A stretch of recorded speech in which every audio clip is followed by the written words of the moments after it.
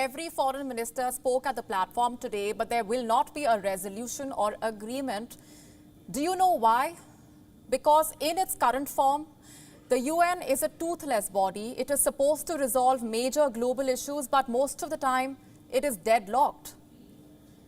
Just think about this ongoing session. There are so many issues for the world leaders to discuss. There are wars in Ukraine, Ethiopia, Yemen. There is an unprecedented food crisis, a global cost of living crisis, and not to mention multiple human rights issues.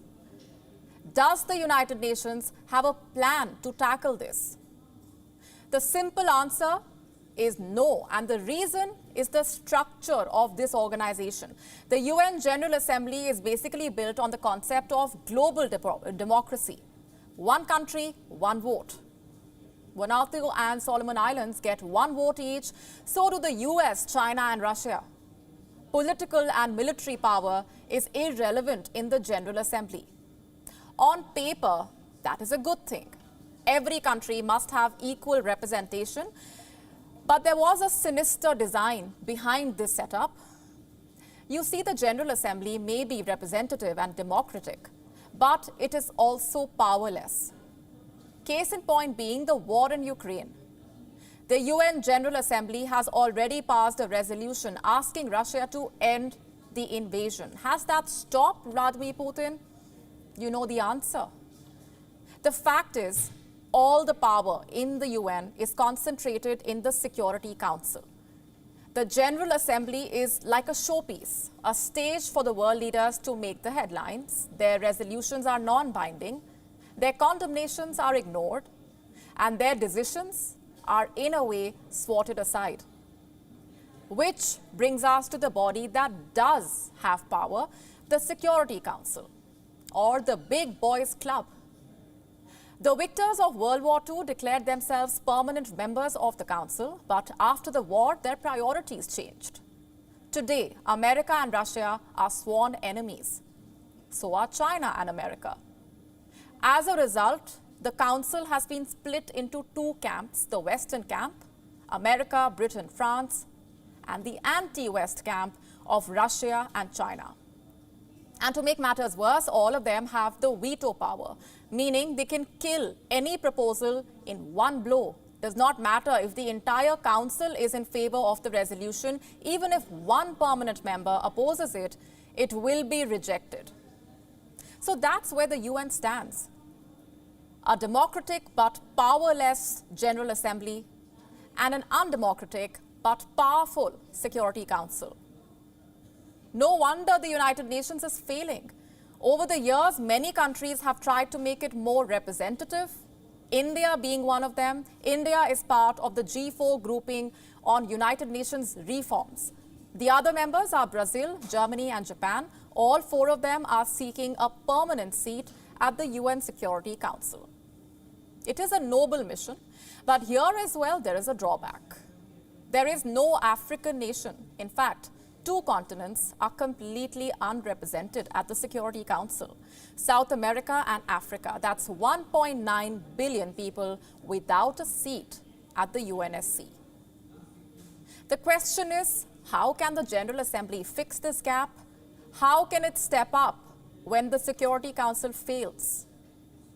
One attempt was made in 1950 during the Korea War. It was called the Uniting for Peace Resolution. The idea was simple. If the Security Council is deadlocked, the General Assembly must take the initiative. It must give recommendations to the member states. But like I said, these recommendations are non-binding. Members may or may not accept them. The fact is, there is a priority rift between different members of the UNGA.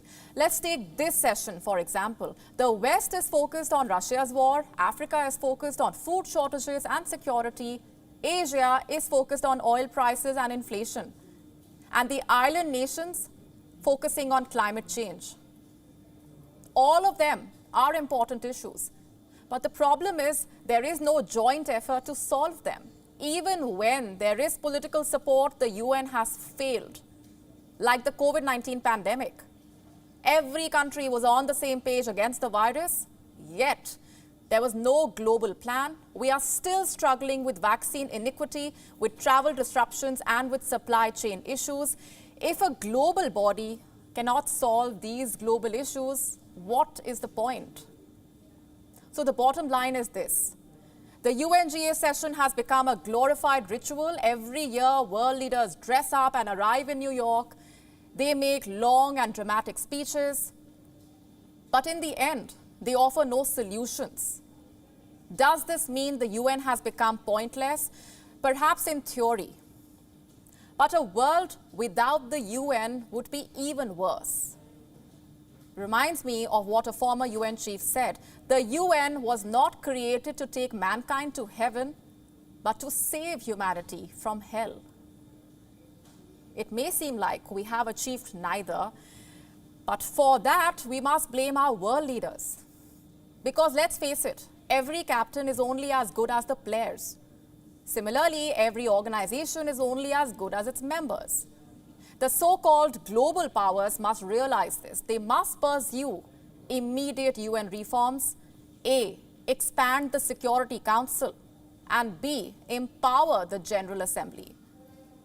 Because right now, the UNGA is an elaborate exercise of stating the obvious. We know what the problems are.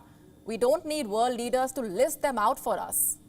The idea must be to find solutions, and on that front, the UN General Assembly has failed so far.